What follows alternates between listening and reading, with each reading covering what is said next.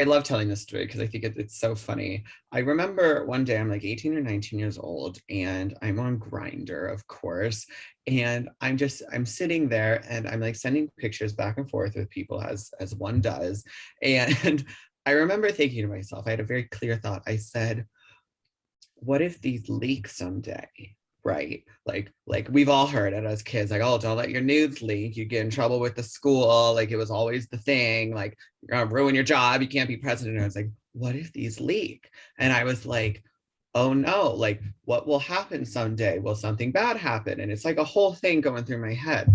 And but then I was like, but I'm having so much fun. Like I'm exploring my sexuality. I'm enjoying connecting in this way. It's pleasurable. It's enjoyable. And I had this thought. I was like, you know what?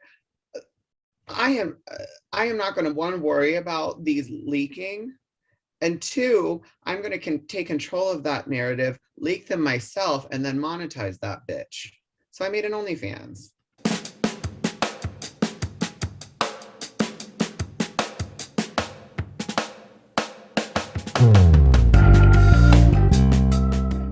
Welcome back to Dear Polly, and welcome to the third episode of Kink'd, our new series focused on educating and normalizing sexual exploration. In this episode, we're joined by Columbus's very own rising star in the circuit party scene, Shauna Plaza. We discuss a broad spectrum of topics ranging from sexuality and gender expression to being a pioneer on OnlyFans and exhibitionism on the dance floor. If you have a topic or a question you'd like us to answer, please don't hesitate to reach out via our anonymous web form on our website at dearpolypodcast.com or direct messenger on the gram at dearpolypodcast. Make sure to subscribe so you don't miss an episode. If you listen on Spotify or Apple, please give us a rating. It helps others find us. Follow us on the gram, like and share, but most importantly, I hope you enjoy. First, I want to say thank you so much for coming on the podcast. I'm super excited to have you here. Yes, thank you so much for having me. And to get started, how about I give you an opportunity to introduce yourself and share with my audience a little bit about who you are. Absolutely, thank you. Hello, girls and gays. My name is Shauna Plaza. I live here in Columbus, Ohio with Philip, and I am a social media influencer, fashion designer, OnlyFans model. I do it all, anything on social media, in media. I am a senior college student at Ohio State University. If you cannot tell, I love pink. I wear pink everywhere I go. I go by the nickname Pink Twink, and I'm a very sex positive person. It's something that is very important to me and that I'm really passionate about. And so that's why I'm so excited to have this conversation and create an open dialogue about sexual activity, exploration, and really normalize the normal. And so that's why I am here, and I'm so grateful to be a part of this. Excellent. Thank you so much. I'm actually super excited to have you on because, especially in relationship to the topics of my podcast, because the first time I met you, was actually Pride. Oh my God, my concept of time because of COVID is a little skewed. I want to say it was 3 years ago. I think it was 3 years ago because it was the Pride right before COVID, if I'm remembering correctly. Honestly, the blonde hair dye is seeping into my scalp, girl. I can't even do any math anymore. Regardless of timeline, it was Pride. It was our Pride celebration here in Columbus. I ran into you at AWOL, which is the local fetish bar, and I was so inspired by your freedom of expression, both in terms of how you dressed, how you presented yourself, and if I may speak from my own perception of you, you have a really beautiful, seamless kind of combination of some masculinity, femininity, and you weave that together and display that for the world to see with absolutely no hesitation or fear. And as I've been exploring my own identity over the last few years, and I was just beginning to like peek into that when I met you, that was really refreshing and inspiring to me. And you were so kind to me and so open and welcoming. And you were also expressing your sexual freedom in the moment that I met you. I don't know if I can I don't know. I'm going to go ahead and tell the story. We can edit it out if you don't want it. But No. I was venturing into the dark corners of the AWOL dance floor, and I ran into you. You were having fun next to the person I was about to have fun with. So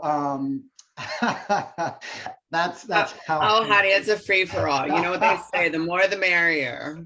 So that's how we first like bumped into each other, and then I think we both kind of exited that corner and out onto the patio together, and then we talked for a brief moment, and then fluttered our own directions. But I don't know, you were kind of an inspiration to me there, and that's been kind of a motivator for me to continue to take pride in my own identity and not have fear to display that. So I'm super excited to have you on here.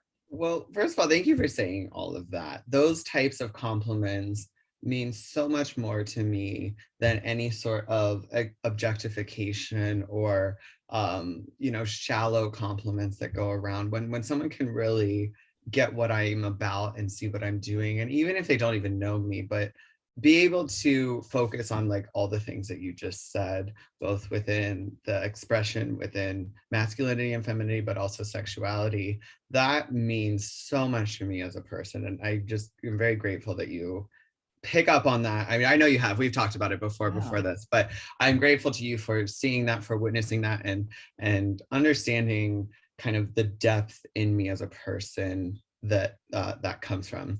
I do want to say, it always cracks me up when people say that I am me with no hesitation and no I forget the other words you use, but just no fear. And I hear that constantly, and I guess that's how it comes across, which I think probably is a good thing.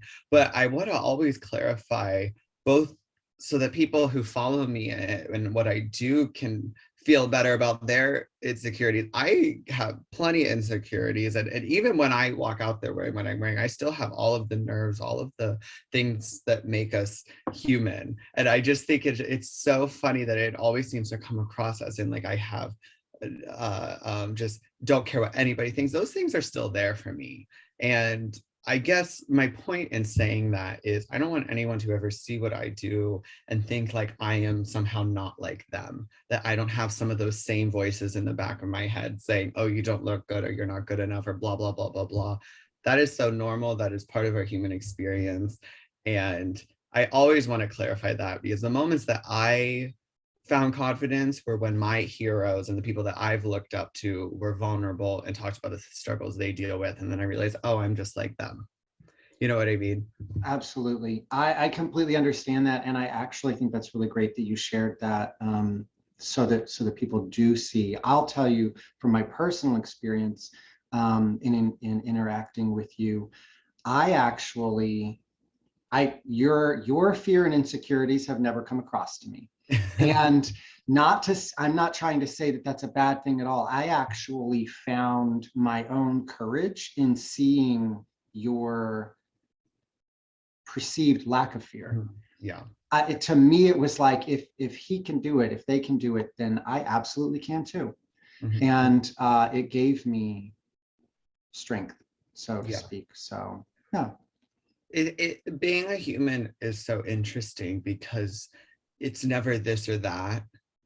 It's never, oh, you're confident all the time, or oh, you're shy all the time. It's, we all have our moments. And I think we're all on our own kind of individual journey of creating that balance in our own lives, and in every metric and every way of measuring that.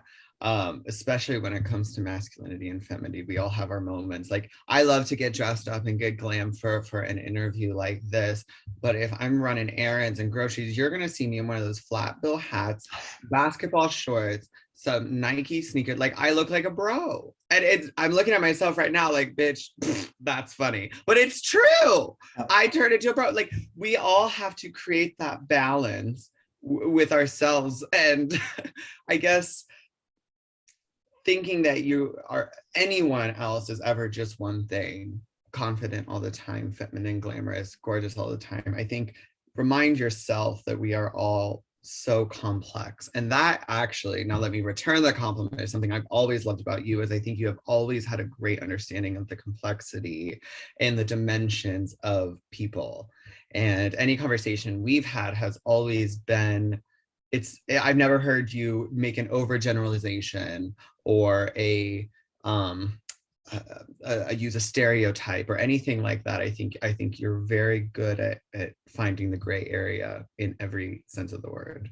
Thank you very much. Thank you very much. I strive really hard not to make generalizations. That's the word. Mainly because I want to respect the uniqueness and individuality of everyone, and the fact that you can't make assumptions about a person based off of what little bit you might see or hear from them, because there's so much depth behind everyone. So thank you. Thank you. Okay, so now let's get into the guts of this one. So this is an episode of Kink'd. It's my series within a series on sexual exploration. And this episode, we're talking about public play. So really just exploring your sexuality without the confinements of privacy, so to speak. Oh, so talk to me a little bit about like what that means to you. Well, the first thing I want to say with anything sex related is one of the biggest battles of my personal life that I am still figuring out is that for the longest time, I have always felt like I had to choose between being feminine and being sexual, or being feminine and being desired. And we as gay men, we want to feel desired, we want to feel wanted. I'm sure we'll talk about it. I've grown up in the circuit scene, I go to circuit parties, that's a big part of it. And that sexual attraction is a big part of our world. I think it's magnified by the gay community, and then even further magnified in some ways by the circuit community. So it's like under a microscope. But then I also have had this passion of wanting to be feminine and bring that creativity and that energy and that lightness and that sweetness and that flirtiness and that whole vibe to it. And the battle has been not wanting to sacrifice one for the other. And I have not figured that one out yet. But I think I figured it out a lot more than a lot of people. Because I refuse to give into the look of I need to go to the gym for 2 hours every single day and wear the broy outfits and present as hyper masculine in order to be sexy. I just refuse to give into that, even from a personal moral standpoint. I'm healthy. Actually, I'm late for this call because I was at the gym, as you know, I'm still healthy, but I refuse to fit that that vibe. But with that being said, I also think it can be very, I don't want to lose the sexuality that I love and that I'm passionate about and that I enjoy and that has a lot of meaning to me, both privately as a person, but also publicly, which we're going to talk about. I don't want to lose that for the feminine expression. And I think in the gay community, those things are often very separated. And my perfect example of this, and I talk to my manager about this all the time, it's like, if you want to be a big name in the gay community, it seems to be you have two routes. You can be a drag queen, you can be gorgeous, gorgeous, gorgeous, everyone loves you, or you can be the go-go boy Andrew Christian model. You're hot, you're sexy, everyone wants you. And each kind of pathway serves different purposes, depending on the time of day, depending on the type of event. But I always look at it and I'm like, where's the gray area? Where's the middle? Where is the gorgeous, gorgeous, gorgeous, fabulous, sexy, desired man? And I just have had such a battle with this, and I feel just a calling and a passion to fill that place. So as we talk about sex, as we talk about sexual activity, which I'm so excited about, I want to always come from the place of, You do not have to fit a masculine or a hyper masculine mold to be sexy or desirable or wanted or to have fun. So just want to say that. I absolutely love that you covered that topic. And when you started that train of thought, you actually gave me goosebumps, because that is a fear that I've had as I decided to pursue more self-expression of the feminine side of me. And it's a topic that I covered in my conversation and interview with the Queer Indigo, where I talked about earlier in my life, I went through a period of time where my only understanding of expression of femininity meant that I had to identify as trans. And I went through a period of time where I thought that I was trans, and I started hormones. And then when my body started to change, I freaked out because I didn't actually want to change my body. I just didn't have any exposure to the understanding that I could be feminine and still have a male body, and that was okay. I just didn't know that was okay. So when I, or even possible. Yeah. So when I stopped being trans, I automatically went to portraying a masculine image. And when I began to contemplate, playing with this femininity within myself, I had this really big fear of, does that mean I'm going to be basically like giving up sex? Like, am I not going to be desirable in the gay community? Because the only people in my past that I had experienced that were open to that were generally like closeted bi men or straight men that were curious. That I think is so universal. It is a fear that no matter what you look like, no matter who you are, where you come from, any of those things, I genuinely think that all LGBT people face that in their own way. We want to challenge beliefs, we want to stand out, we want to be ourselves. We have all those messages. There seems to be so many contradicting messages that we hear. But then it's almost like I think we take the hyper masculine thing to an extreme. I almost think we do it worse than the straight community, because I almost feel like we're overcompensating. And I will say one of the greatest, and I first of all do not want to shame masculinity in any way. This is not about shaming anything. This is about finding a healthy balance. I do want to say one of the greatest gifts of my life as I started performing at circuit parties and becoming an entertainer is being backstage and hanging out with these boys. And these boys that I'm talking about, I mean, they're the picture perfect, every like 27 abs, gorgeous on the cover of every magazine. And getting to hang out and talk with them 9 times out of 10, the one example I always share is there was one who, I mean, his abs were like King's Hawaiian rolls. I mean, just like gorgeous, stunning. And we're talking, and through conversation, he tells me, he's like, oh no, they're all fake. They're fake abs. They're plastic pieces or something. And I look at him and like, because just the way he moves, it just was so like, what? And he tells me that they're basically plastic implants on each ab. And I'm like, oh my gosh, wow. And I asked him kind of jokingly, I said, does it hurt? Like, did it hurt when you got it in? Does it hurt now? And he said, every day I am in excruciating pain. And I just was like, there is something wrong with the message that we are sending to these boys, even though he was older than me, these men, these boys that feel like they need to either do that or other ones that just are on at the gym all the time and on the steroids. There's something wrong that if we're saying you have to do that to be sexy. And I think that in many ways, psychologically, very similar in no shape, but very similar to, I think, in psychologically, the way that drag queens work, it is an overcompensation from the shame that we have all felt growing up queer in a heteronormative world. I think there's a lot of overcompensation. I do that. I am definitely in this, as we all are. I am not separating myself, but I think we all have different ways of managing that. But psychologically, I think that that's where it stems from, is we have this fear of not being wanted.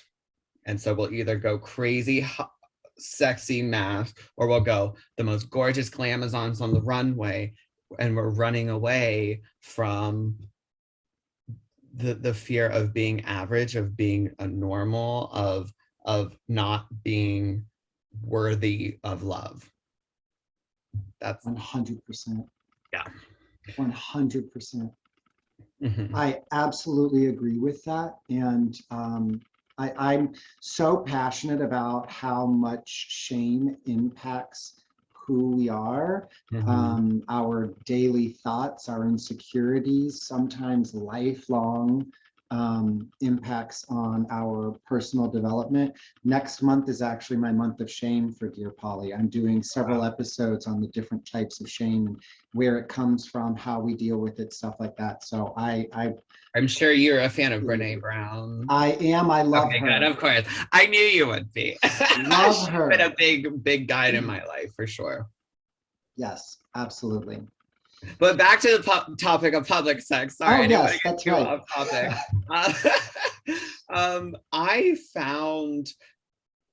So I started my career in media, my career on social media. Actually, I started the career aspect, really the making money part, through OnlyFans.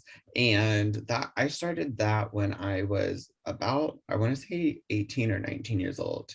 And I've had the most interesting relationship with OnlyFans because although I am a young person, I feel like I've been on it longer than most people. So I've kind of have had a very unique perspective of seeing how quickly attitudes have changed about that whole world, both in the world of sex work, of nudity, of public sex. And it has been fascinating. Just within the context of a few years, I definitely think that was amplified by the pandemic. But just how much things have changed. It's fascinating. So I I love telling this story because I think it's so funny. I remember one day I'm like 18 or 19 years old and I'm on Grindr, of course, and I'm sitting there and I'm like sending pictures back and forth with people as one does. And I remember thinking to myself, I had a very clear thought. I said, what if these leak someday? Right? Like we've all heard it as kids, like, oh, don't let your nudes leak. You get in trouble with the school. Like it was always the thing, like you're gonna ruin your job, you can't be president. And I was like, what if these leak? And I was like, oh no, like what will happen someday? Will something bad happen? And it's like a whole thing going through my head. And but then I was like, but I'm having so much fun. Like I'm exploring my sexuality. I'm enjoying connecting in this way. It's pleasurable. It's enjoyable. And I had this thought. I was like, you know what? I am I am not going to one worry about these leaking. And two, I'm going to take control of that narrative, leak them myself, and then monetize that bitch. So I made an OnlyFans. I was like, there's no way I'm going to contain this. If I'm like, I'm not even going to try, because if I am at a point where I'm like, oh my gosh, I can't let my nudes like it's going to happen. So I might as well be like, oh, no. I'll do it my damn self. And then I'll make a lot of money off of it.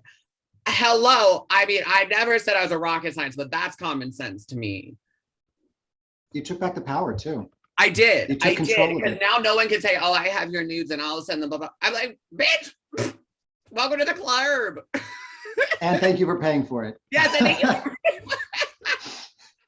So that's what I did. And I did it at a time, this was pre-pandemic, when I do think even within the gay community, it was still something that certainly raised eyebrows. I mean, it still is, but it's changed. And it was something that was like, oh, you know, it was. And I have just seen it go from this kind of like, I've seen it go from almost something that people shame. And of course, it's not black and white. There are some people that still do, but something that people really thumb their nose on and look down on, to almost like the new social media club. And I am speaking more so within the context of the LGBT community. I do think that the broader society is one step behind on that, which is expected and okay. But it has just fascinated me how the language in which people used to talk about sex work, OnlyFans, public sex, all of those things within 2 or 3, 4 years has really been like a night and day difference, because it's become normalized. And that's why I'm so passionate about this work, is because to me, it should be so normal. It should be so okay. It should be, public sex to me is just sex. Like, it's like this is the most normal animalistic thing in the world. We'll get into that in a second, but I think people, once given the opportunity to second guess these things that have been ingrained in our heads for centuries, once given that opportunity to rethink that, and then adding in the, oh, but everyone's doing it, people are like, oh, it's not that big of a deal. And I love seeing that transition just within the past few years. I do too. I do too. It is funny. Like, to me, actually, I say this. I'm going to read you a Facebook post that I wrote. It's a couple paragraphs that explains my position, I think, very, very well. I wrote this when OnlyFans, a year or so ago, announced that they were going to be removing sex workers from their platform. Mm-hmm. I don't know if you knew about that. Yep. And then a couple days later, once they realized that they weren't going to make any money, they added them back on. Crazy how that works. Anyway, this is what I said. I said, there are 8.7 million species on Earth, yet humans are the only ones who cover their bodies with a foreign material for reasons other than climate control or camouflage, aka clothes. Our popular media heavily promotes violence, hatred, and the literal destruction of life, but because of cultural stigma and ignorance, discourages sexuality, connection, and the beautiful creation of life. Then I said, clothes are the perversion. Animals in nature don't think twice about it. They are completely free. Hiding our bodies, and especially our sexuality, is the result of shame. And for those of you who didn't know, shame is the most toxic and destructive force, both internally and externally, in the entire world. Clothes started out as a necessity for survival, evolved into indications of group association, and are now used primarily for social conformity and as indicators of status. It's time we had this conversation. It's time we ended the nonsense bias towards sex, sexuality, and sexual exploration.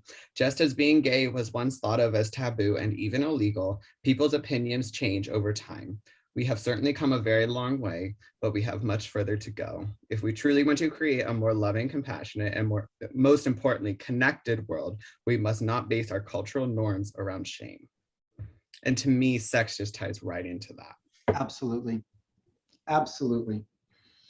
I completely agree with that. And yeah, I second that. Sex isn't about, oh, I'm going to be girls' night out, wild Miami Beach. Woo! That's not what it is.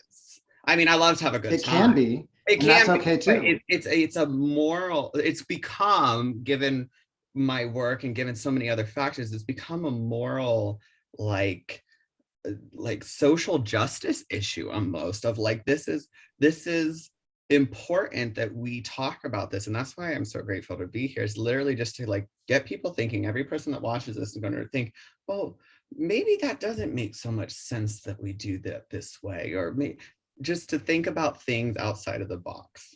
Absolutely. I want people to think differently. I want people to understand that sexual exploration isn't just that of the perverse, but it's also that of normal people, you know, normal people doing normal things, going to college, getting a degree, you know, just normal people having fun, exploring themselves, understanding that seeking pleasure is not something to be shameful. Exactly. And I don't know, you might have a better understanding of this than I do, of the history of where that came about, but I think about that all the time. I'm like, to break it down very simply, when did seeking pleasure become a bad thing? When did that become villainized and weaponized? Christianity. Sorry, where did that come from? Sorry. And I don't know the history of that, but I'm like, you know, if someone eats a food they enjoy and they're not hurting anybody else by doing it, would we go, how dare you? No. Depends on the To me, religion, and it's if so it's simple. depends on the religion. There are Wait, religions where you can't eat pork, you can't eat right. beef. You Yeah, know, like that's a good point. religion is. I'm not going to go down that road right now. Not going to go down that road. I have the very simple philosophy in my life. Maybe it's oversimplified, but I think it is applicable to the vast majority of situations. I say, as long as you are not hurting anybody else, I have no right to tell you how to live your life. Absolutely. And I really can't think of an example where that doesn't apply. I mean, again, as long as you're not harming someone else, it is your life, and I'm not going to judge it. One of my rules in life is I don't ever judge any kink behavior, even if it's not something I'm into. It's not my life to judge that. It's not my life, and I just ask respectfully that you do the same. Absolutely. It sounds so simple. Absolutely. There's actually a quote by Dossie Easton. She's the author, one of the authors of The Ethical Slut, which was a life-changing book for me. Yes. Absolutely. I'm about halfway through it right now, actually. Oh my God, it's so good. So there's, oh wait, I've got to find it. I posted it. There it is. She redefined slut. So her definition of slut is a person of any gender who has the courage to lead life according to the radical proposition that sex is nice and pleasure is good for you. Great. I fucking love it. I live by that. Yeah. That's amazing. And I'm a what's so slut. funny is it does sound radical even to say that almost, yet it's common sense. Like you can't argue with that logic. Yet we have been told these messages. I remember as kids watching the divas up on stage, and maybe they wear a skimpy little short or something, and it's like, oh, they can't see that. And as kids I remember thinking sex was like a curse word and was like I don't know what it is that we are just ingraining that message in particular so strongly. And then the irony to me is that then violence is like over normalized, and violence becomes like, oh, well, it's okay to shoot people in movies and blah, blah, blah, blah, blah, but not have sex. I absolutely agree. It is, I have spent a lifetime trying to adjust my disconnect between emotions and sex because of how I did not see any healthy example of those combined. I had a rude awakening when I started to explore sex because I thought that giving sex was how you showed love. But of course, when I was like very, very young, and I was exploring that, people that were taking advantage of that vulnerable me wouldn't stick around afterwards. And so in my young mind, I started disconnecting the two. And I've spent most of my life having somewhat unhealthy, or at least having unhealthy sexual dynamics with my long-term partners because I struggled to put those two things together. Well, that's actually a lesson I'm going through right now, is differentiating but also understanding the merging of love and sex. They're both different and can be the same. And I think all gay men have a very complex relationship with those two things, in which I think a lot of times, myself included, sex seems like a easy it's a quick and easy way to feel something, yet does not put us emotionally in a vulnerable place. Yes. Yet it's also not completely fulfilling. And it's almost like you want more and more and more because you want to feel something stronger, but you're so scared of the vulnerability. That vulnerability. And that has been something over the past couple of years that I have really thought about for my life in terms of what I want. That gave me goosebumps. Oh, thank you. It's something that everyone, and especially every gay man I know, deals with, even men and partners. I'm so happy that we are being much more open with polyamory, and within our community, especially in the circuit community, open relationships are just, the norm. But the interesting thing about open relationships is it's almost like, okay, we're open sexually, but not romantically. So everybody is on their own different journey of discovering not only what they want, but what their potential partners want. And the way to bring that together is communication. Absolutely. Yeah. Absolutely.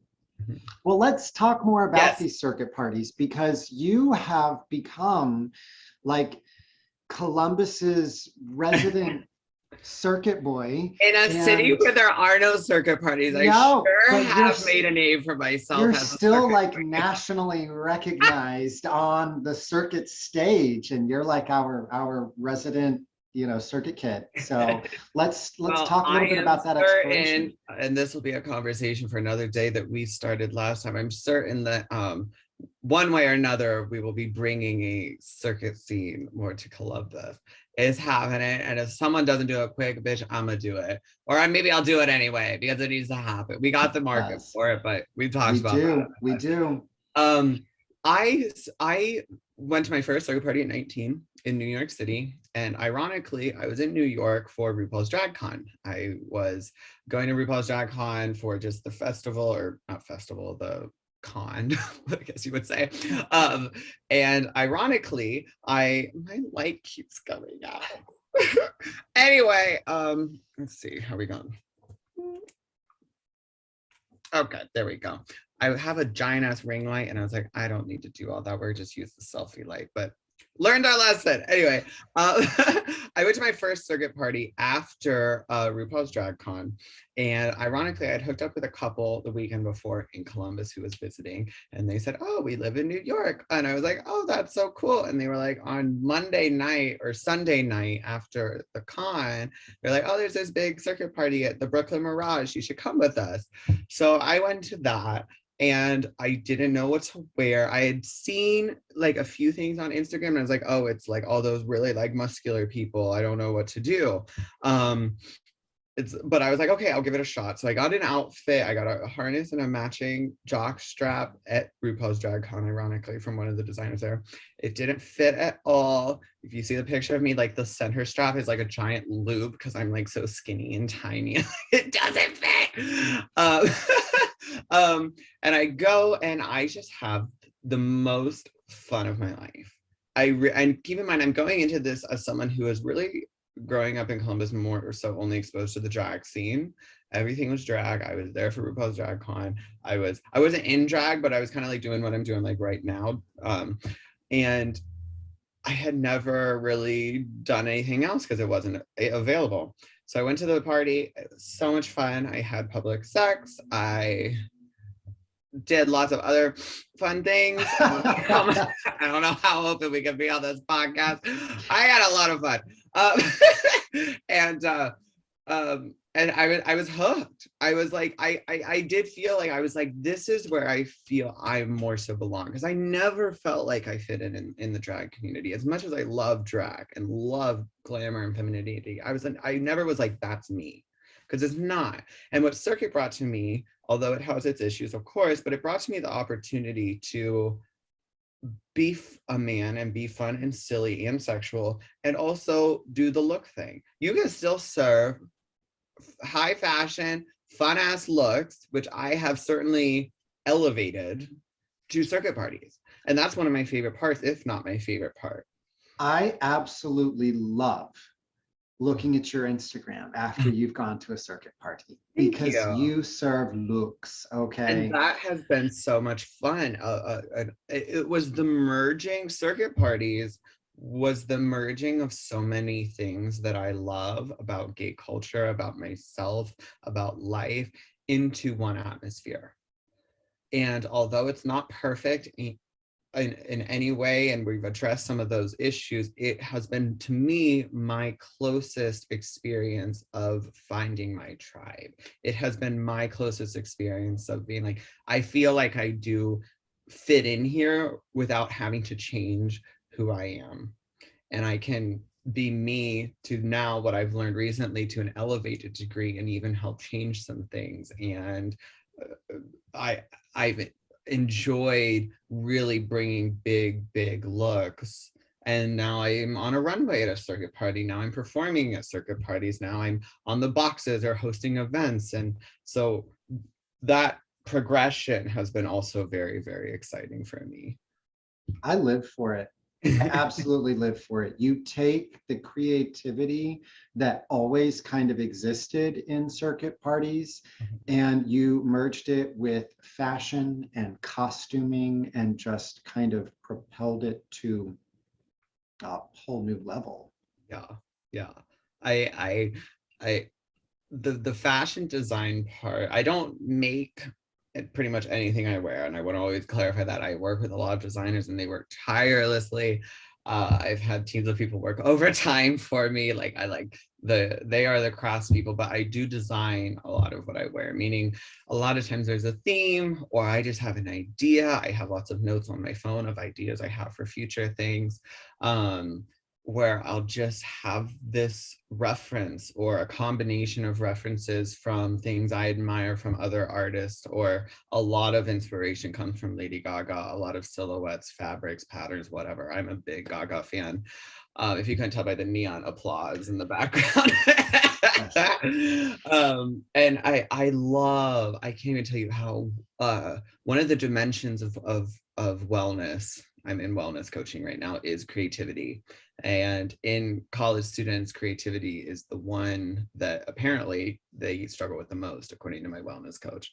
And I just have found such joy in step one, envisioning something in my head. Step two, writing it, drawing it down. Step three, communicating that vision to a designer. Step four, wearing it and then sharing that with my followers. I can't even tell you, seeing the physicalization, that's not a word, but you get what I'm saying, of an idea into a reality, a fantasy into a reality, has just been so therapeutic for me. It's so much fun, and I can't wait to see where that takes me. Me too. Me too. It's really, and what I really love is getting back to kind of the whole questioning some of the masculine norms. It's really been a joy in the circuit community to be able to, I can tell I challenge my peers.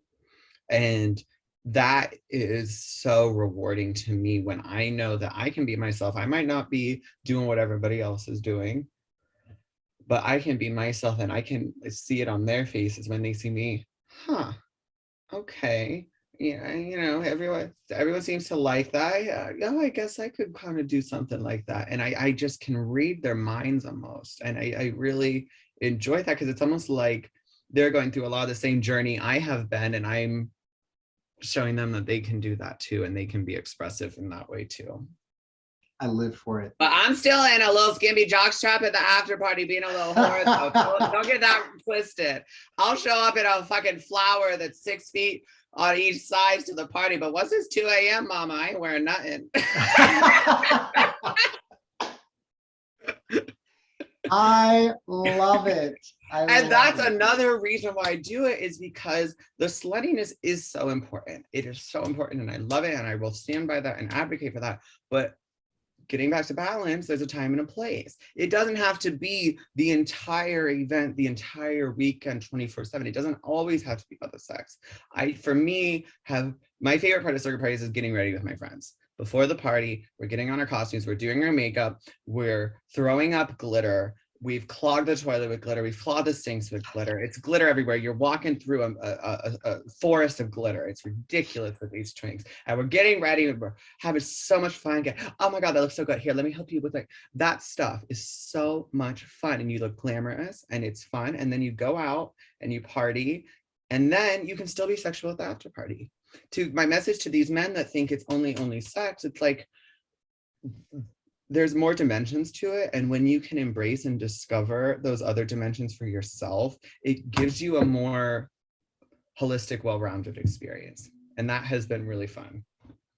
It opens you up to more experiences. Yes. Yeah. More self-discovery too. Absolutely. Yeah.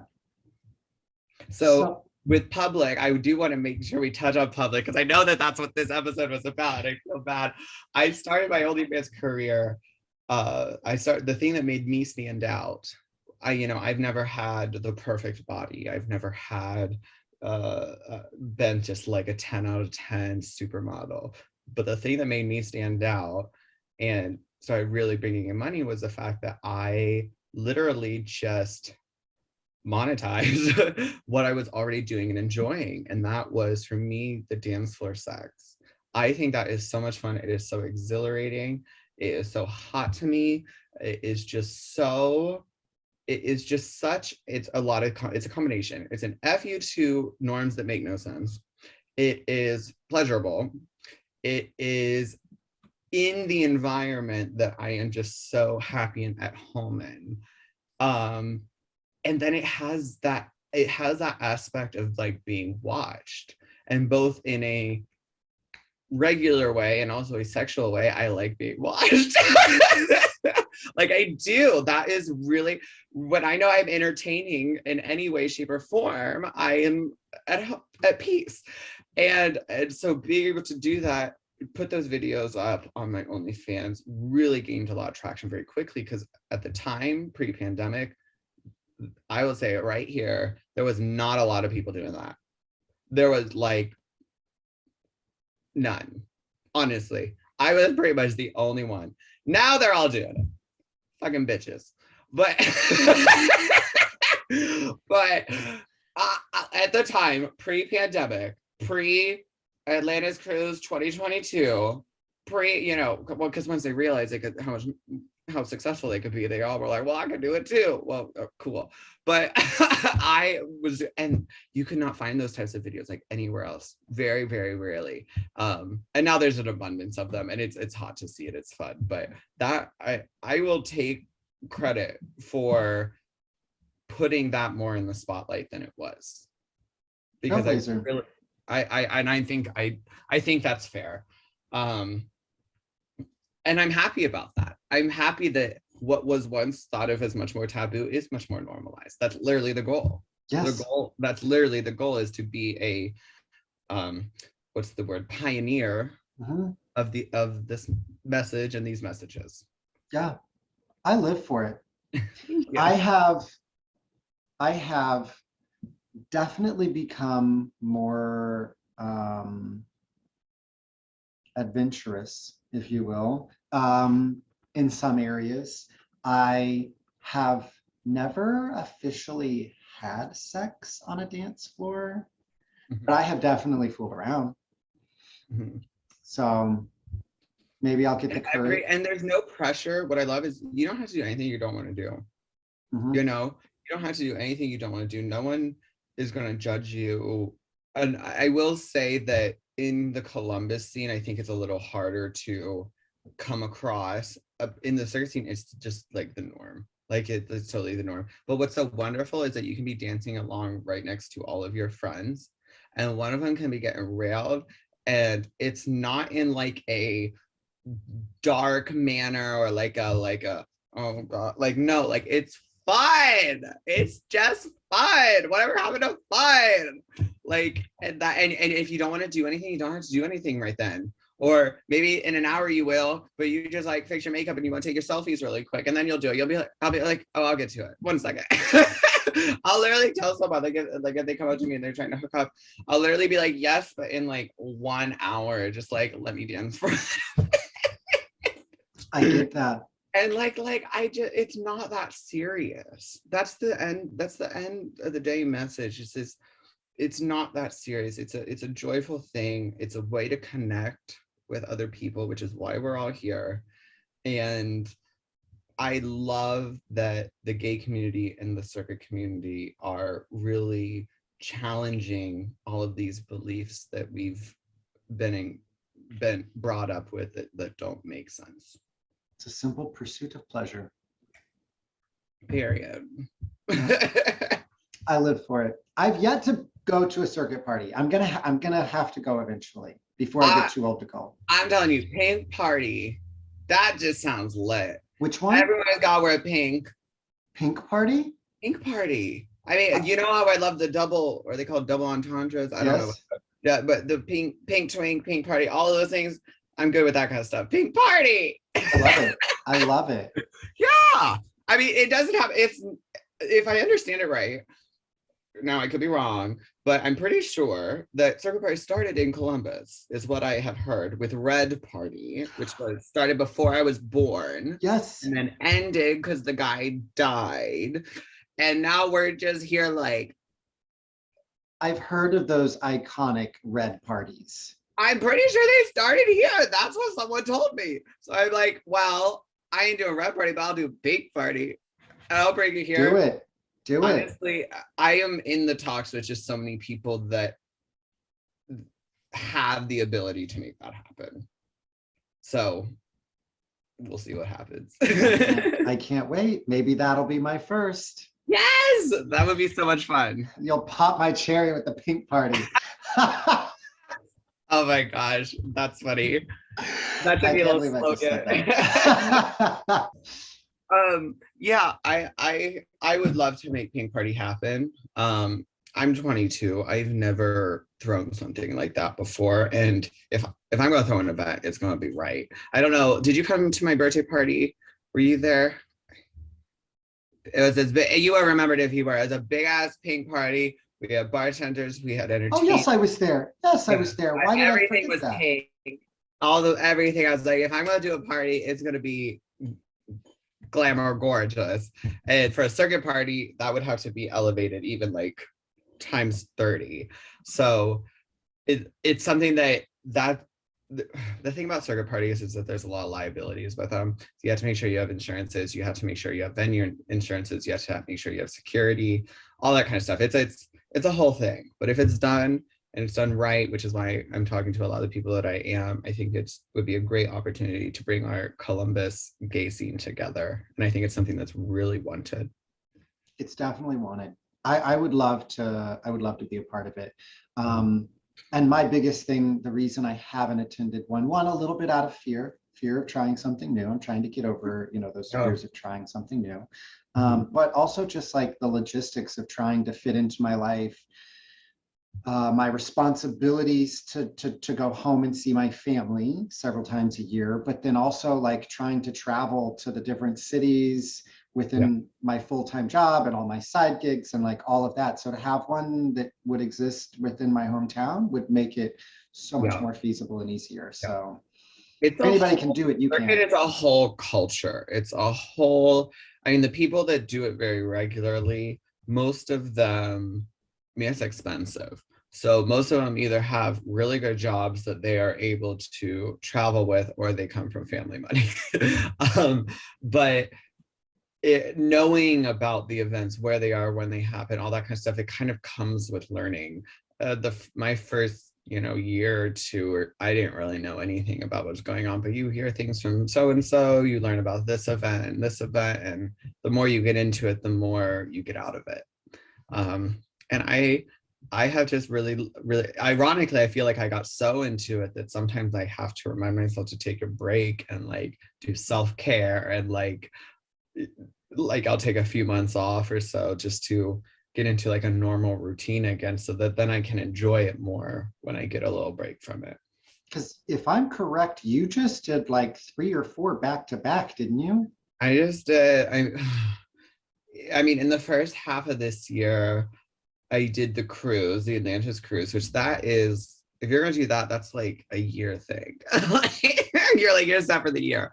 There is something about doing something for 3 or 4 days that is like a lot, but manageable, versus that when you make it 7, there's something about that difference in time that it just like, it's a lot. The cruise is a lot, but it's so much fun. It's so much fun. So I did that. Then I performed at Cherry in DC, performed at Purple Party in Dallas, performed at Indie Pride Circuit Mom Takeover in Indy. Then I just went on an actual vacation. My therapist said I need a vacation from my vacations. Those were her words. So I went out west and did some exploring at the Grand Canyon and the Rocky Mountains. Wonderful. And coming up next actually is, it's not really a circuit party, but I definitely plan on going to World Pride in Sydney in 2023. I've never been to Australia. I love Australia. Well, I love Australian boys. My series is Australian, so I'm sure I'll like the country. So I want to do that, but also, ironically, all of my best friends are doing the cruise again in January. So I told myself I wasn't going to do it, but knowing me, I give in to peer pressure easily. So we'll see, but I'm actually taking a little bit of time off in the fall to focus on school. I have like 7 classes left. I'm so close. So that is one thing that has been so hard to juggle, is juggling school with traveling. Because it's not just like, for me at least, it's not just like you're gone the 1 week you're gone. You're gone the 3 weeks before, getting ready, getting all your outfits together, getting all your, bitch, I need a whole day just to do my spray tan, doing your hair and nails, all that shit. It takes so much time. And then you need a whole like 2-3 weeks to recover. Girl, you haven't slept. You need to sleep. So like if I'm gone, it's a month away from life. So I'm taking a little bit of time off then to do school, but we'll see. Well, good. That's good. Sounds like you're finding your balance, and that's what's important. I am, and I'm creating my balance, which I always used to say find my balance, and now I'm saying create my balance, because I'm learning something I'm creating as I go, as I learn what does and does not work for me. I love that. I love that. Some circuit queen told me that. I love it. I love it. All right. Well, I think we are coming to a close on our time here. Okay. But I just want to thank you again for coming on. I am not surprised by the dialogue that occurred here, because we've talked on a number of occasions, and I have always found you to be incredibly insightful and thoughtful. But it definitely did become a much deeper, bigger conversation than I had originally like intended for this particular topic. And I think that it's incredibly valuable, and I'm excited to put this out here, and I can't wait to hear the reaction from my audience. No, thank you so much for having me. This is the exact kind of thing that I want to do with my life. Talk about, create this conversation. You're the perfect person to do it with. So I'm so excited for this opportunity. Just thank you so much for having me, and I hope to be back in the future. Absolutely. We will definitely have you back. For your shame series, maybe we'll do something. Absolutely. Awesome. Thank you so much, Philip. You're welcome. You too. Bye.